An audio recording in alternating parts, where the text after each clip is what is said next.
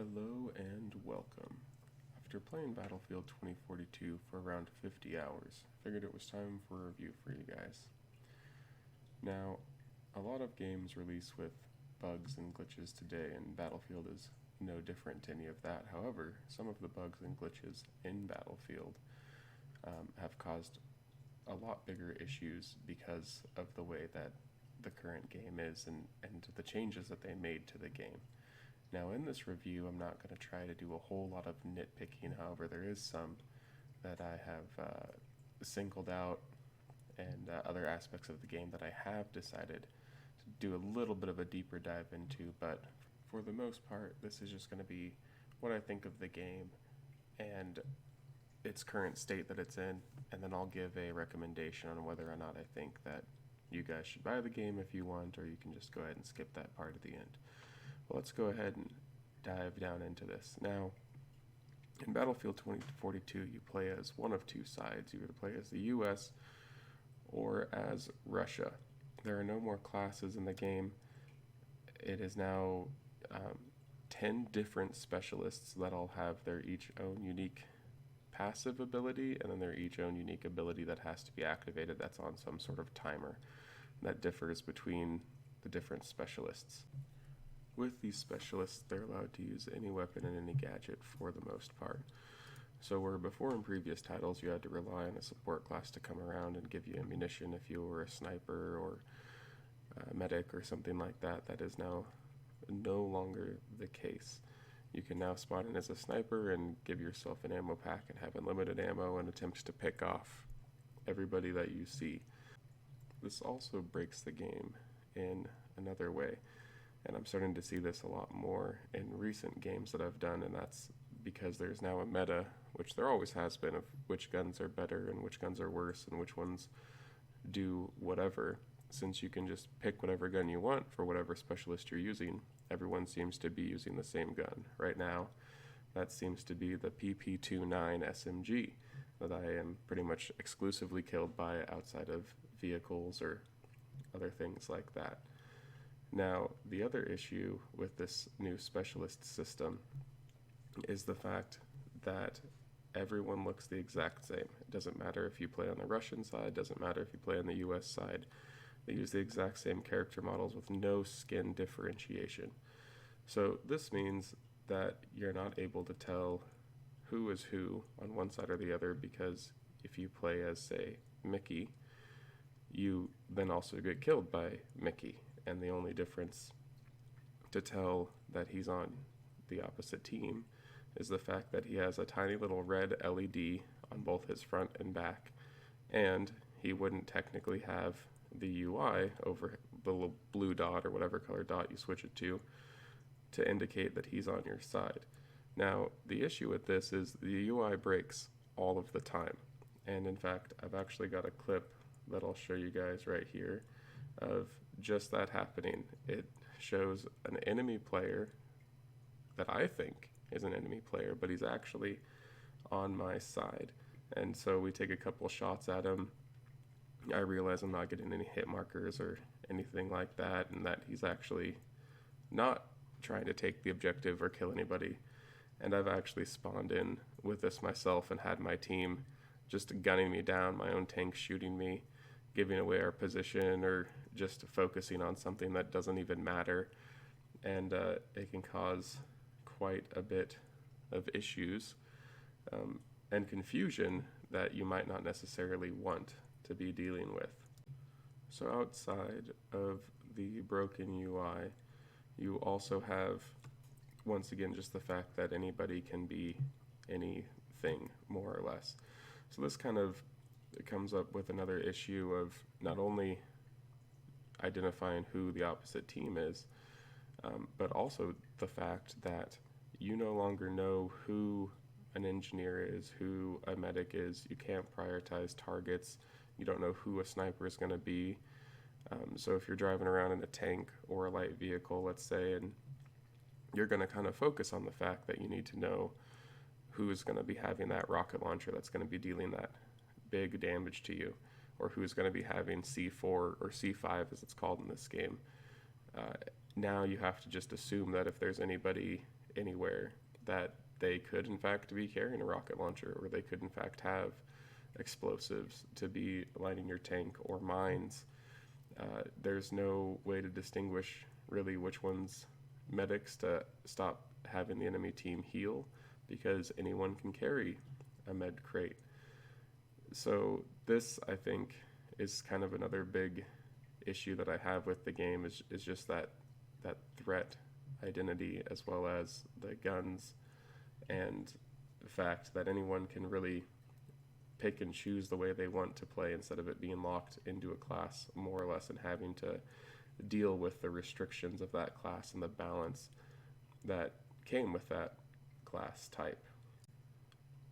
The last thing that I really want to touch on here with these changes to the specialist system versus the class system is it also has caused a little bit of an issue with identifying your own support as well, because now there's no longer a person to run up to and spam Q or whatever your interact button is with them to ask for ammo, ask for supplies.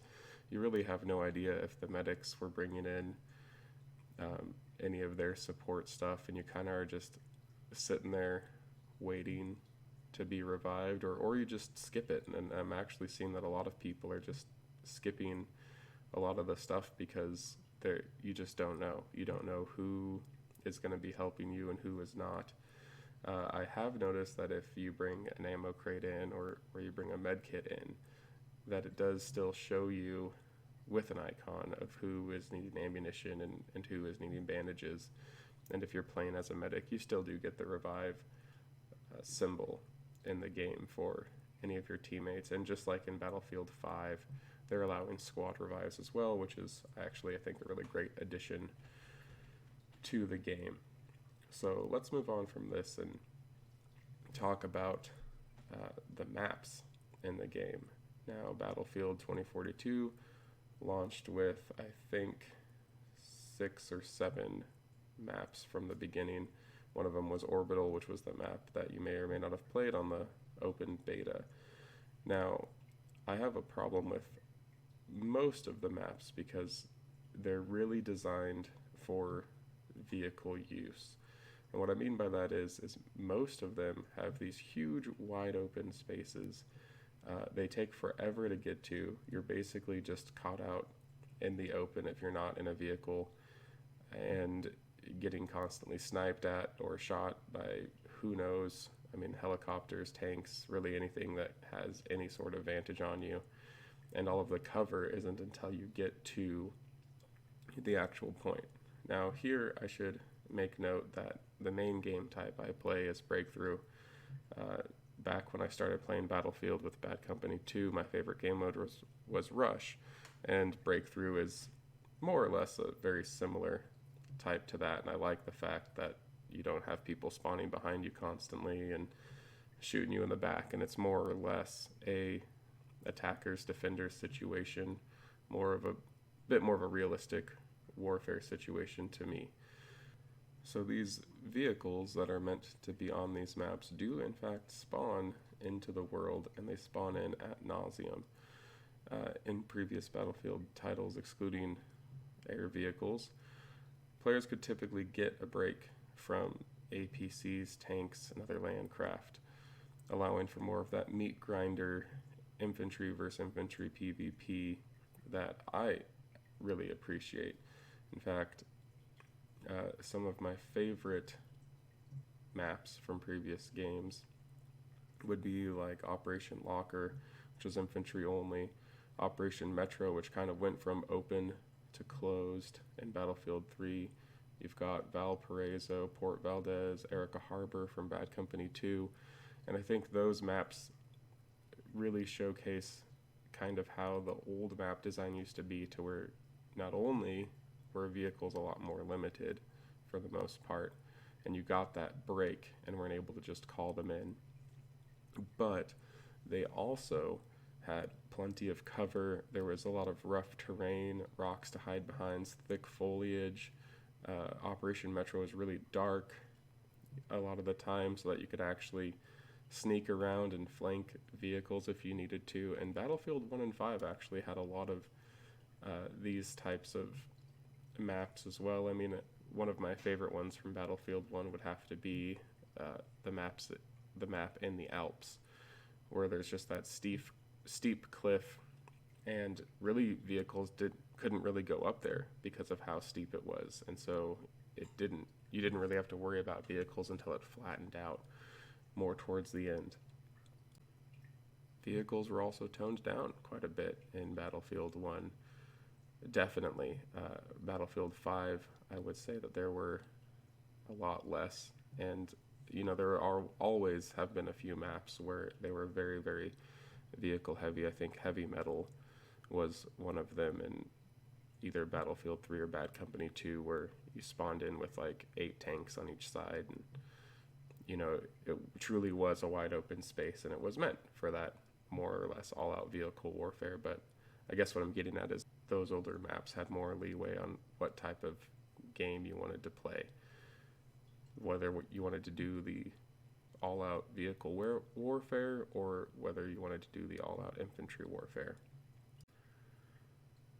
So the other issue with vehicles in this game is you can call them in at any location and really at any time. They do have a cap, like if they only allow 5 hovercraft on this map, there is a timer that resets them, I've noticed, and you can only have 5 of them.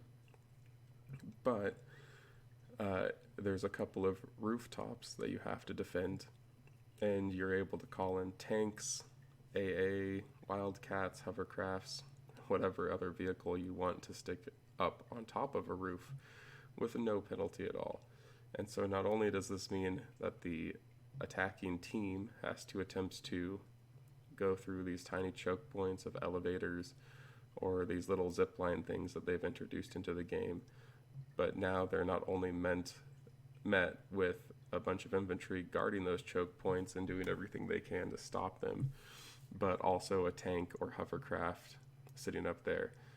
Because you can call AA guns onto the rooftop, this also cuts out the possibility for air support, or at least severely diminishes it, because now you have the fact that there's a vehicle up there meant to take down jets, helicopters, troop transports, whatever, instead of just having to deal with people using rocket launchers or javelins or whatever the AA type rocket there is in the game.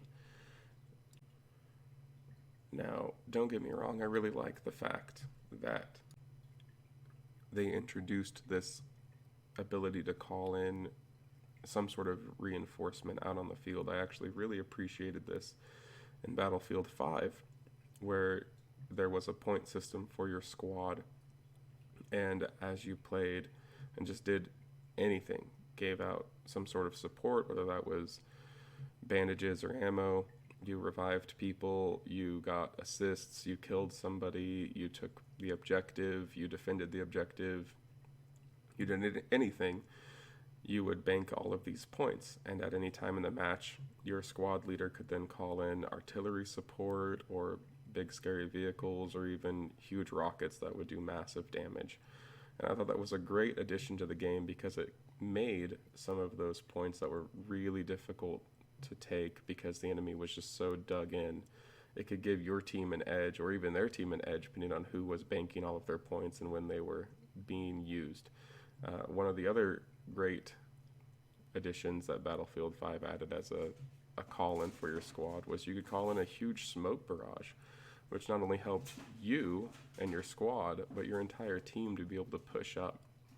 So that kind of allowed for this big, huge dynamic between not only your 4 individual teammates, but your entire team. And any of those big, wide open spaces in a Battlefield 5 map could then be at least covered in smoke without you having to rely on medics to use small smoke grenades and hope that somebody was dumping ammo crates in order to replenish the smoke grenades, since you could only go in with 2 or so. Now, the last thing that I want to touch on for vehicles is just the fact of how fast some of them move. Previous titles, once again, vehicles have always moved faster than people. I don't have a problem with that. That just makes sense. No person can run, let's say, 20 miles an hour or 30 miles an hour, which is going to be what your tank is moving, and I think tanks have a pretty decent speed, even though it's a little silly that they can jump over sand dunes and other things like that. However, there's a few other vehicles that come into the game, like hovercrafts, or I think it's called the MC5 Bolt that you unlock at level 50, and even the Wildcat AA gun, and those things just rocket throughout the map. So much so to where you can be, kind of back in cover trying to push a point, and all of a sudden, out of nowhere, this hovercraft just blazes through and doesn't even kill you with its gun. It just runs over your entire team, and before you can even hit it with a rocket, it's just gone. So I would definitely like to see maybe a little bit of tweaking with speeds or handling or something. And I have definitely attempted to drive hovercrafts. They're a little finicky, to say the least, so that's nice, but I think it's one of those things to where once you master it, you can kind of do whatever you want. And I've never been a super great vehicle user in any of the Battlefield games, I'll be the first to admit. Definitely a lot better with boots on the ground than machines, but I digress from the review here, so let's go ahead and get back to that. Now, the last two things that I want to touch on here is one, the matchmaking aspect of it, which then kind of ties into how the game loads. So let's go ahead and look at matchmaking. So I like that matchmaking is in the game. I really enjoy getting an even game, and I think really anybody that plays anything, right? You don't want to have games where you just steamroll the other person, and you don't want to have games where you are, in fact, getting steamrolled. You really want those games to where it's a struggle the whole way, and it's clinch right at the end. And it doesn't even matter if you win or lose at that point, because it was just so hard fought that it was enjoyable. At least that's how I feel. So kind of the issue with this matchmaking is it does what Call of Duty has been doing for a long time, which is you play your round and it immediately kicks you back out to the main menu, starts up its matchmaking, starts up its searching, and then finds a game, loads the game, and then you have to deal with a 30-second deployment screen, which is fine. It gives you time to choose your loadout, choose your specialist, customize it however you need for whatever you're planning on doing, or what you think that your team needs or your squad needs. And that's great and all. Then after those 30 seconds, it does a quick little like movie montage type thing of showing you a few snippets of the map and potential places that you could visit. And then it gives another cutscene of you flying in on a helicopter to get dropped off, or your vehicle starting somewhere before you can even go.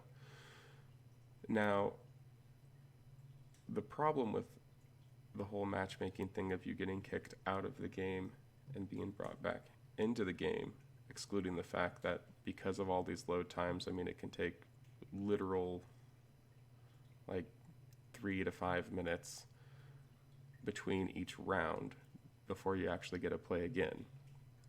But it's also the fact that you can play the same map as the same side, once again for Breakthrough, attacker or defender, multiple times in a row. Probably about a week ago, I played the map Manifest 5 times in a row as the attacker. And I was actually with a couple other people that were commenting the same thing in the chat of just being like, yeah, Manifest 4 times. And so you don't really get a experience what those other maps were, or even better yet, if there is a map that has a very difficult point to push as the attacker, you don't get to sit there as the defender and feel better about yourself that you have it a little bit easier. And as I've said a few times in this review, a lot of the things that previous Battlefield titles did, they just did, I think, a little bit better. So I thought Bad Company 2 did this the best particular way with Rush, which is where you played each map 2 times in a row, and you played it once as the attacker and then once as the defender. Later on, they got away from this. Battlefield 1, Battlefield 5 are the ones that I can really remember now playing Breakthrough or Rush game modes. And you played once as the attacker, and then the very next map you played as the defender. And the only time that would kind of break away was if you were doing like operations or grand operations. So those are my general thoughts on the game, and I would honestly say that it's not all bad, folks. The gunplay in it is actually pretty good. Some of the maps, such as the one in the Antarctic, a few of the deserty ones, are actually really fun to play and have a lot to offer. I think DICE made a couple of good calls with the way that they're doing a few things in this game. I just think that there's a lot to be wanting, especially for really having loved some of their older titles and some of the stuff and features that they had done more recently. And I hope that as this game kind of progresses, they find a nice happy middle ground or do some changes altogether. Now, with that, there's a couple other game modes. I've really only talked about All Out Warfare game mode, of which there's Conquest or Breakthrough, and I haven't really touched on Hazard Zone or Portal. And I would have to say that Hazard Zone I've had a lot of fun in, and I typically don't like battle royales, and this one really doesn't feel like one to me, even though it has some of the aspects of that free-for-all type gameplay. Portal is super awesome with the fact that you're able to change many stats and kind of custom create a game type for you. And even if you don't have people to play with, you can put bots in there and have a hardcore game mode playing Battlefield 3, Bad Company 2 with bots, and change the bots' settings for how intelligent they are and how stupid they are, as well as bullet velocity and a whole bunch of other things like that. And you don't even have to have the game to create Battlefield Portal game modes or maps. You can actually just do that online whenever you want. You just have to have the game to play them. So both of those things, I think, were great additions. You can get into whether or not at least Portal was put in there because DICE or EA had a inkling that this specialist system might not be what players wanted, and there's definitely a lot of stupid things that come with those specialists and their abilities. A lot in the fact of some are useful, some are stupidly useful, and some are completely useless. But like I said, I don't plan on doing a lot of nitpicking in this. The last thing that I kind of want to touch on here is the fact that you are also able to get XP and unlocks in many of the game modes. Now, I think they shut down unlocking or XP or severely nerfed XP at least in Battlefield Portal because people were farming it. But there is a single player co-op mode where it can just be you or you and your friend versus bots. Once again, you have a little bit of leeway there of being able to pick your own map and then pick the bot's difficulty. Kind of my issue with that is if you play Breakthrough, for example, you are only ever attacking. There is no way to choose to be a defender on Breakthrough, and I've gotten a couple of the characters' mastery levels pretty high, and I'm no longer unlocking things for it, so I don't know if, once again, they were wanting to do a nerf there to where they don't want you just farming some of the more difficult challenges for weapon skins or specialists or what there. But it is annoying that I'm not able to do that because, one, if I just want to play by myself, I should be able to unlock it, and really, who cares if you look one way or another, or get some attachments for a gun. If they want to spend time unlocking it that way, then they can spend time unlocking it that way. And let's be honest, in any Battlefield game, even since Bad Company 2, DICE has always released a shortcut kit to where you can just buy all the crap anyways for $5 or $20 or whatever, and you know that's going to be put right in this game. So what does it matter if they find a little bit easier of a way to grind those points to get into it and get what they want, while being able to play how they want? So without anything else to really comment on for this new Battlefield that's just been released, I would go ahead and say that if you're looking to buy it, I would probably wait until it's on some sort of sale, or find a friend who wants to buy it for you, like I did for one of my friends, because there's just some stuff that needs to be worked on. It lacks a little bit of luster. I would probably say in its current state and the way it plays right now, that I wouldn't pay more than maybe $30, and that might be generous for this game. I would definitely put it down at like a 5 out of 10, just super average. Nothing really to go home about with the way the maps are, with how you just get constantly killed by vehicles or players as you run for ages, with how some of the spawns are, because the maps are so wide open. You'll just spawn in the open and then immediately die, because it takes 1,000 years to get literally anywhere. In fact, I've got a little clip here that I'll show you guys of me spawning in my deployment zone at the beginning of a match, and it takes, I believe, 45 seconds for me to even hit a combat area. And I mean, you could argue that maybe there was a way I could have gotten there a little bit quicker. Maybe I didn't choose the best possible path, and this is on foot, of course, not in a vehicle, but still, just like 45 seconds of just running where no one can shoot me. I'm completely in cover until like the last maybe 6 seconds or so, and it's just like, why did they not push these up, or shrink the maps down? I don't do something. So those are my thoughts on it. You guys can go ahead and leave a comment below, and I'll answer those when I can. And outside of that, I hope you guys have a great rest of your day and have fun out there, and maybe I'll see you on Battlefield. Signing off.